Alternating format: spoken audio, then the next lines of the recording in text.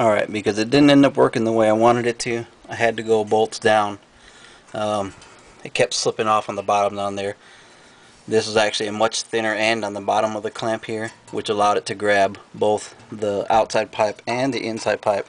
And as you can see, it doesn't wiggle around at all. So neither should these bolts. You shouldn't be able to do any turning on these bolts here. They should actually, I don't know if you can see it on in there, but they should actually come out and like protrude. You should start seeing a bend on this pipe right here. Alright, let's hear how it sounds.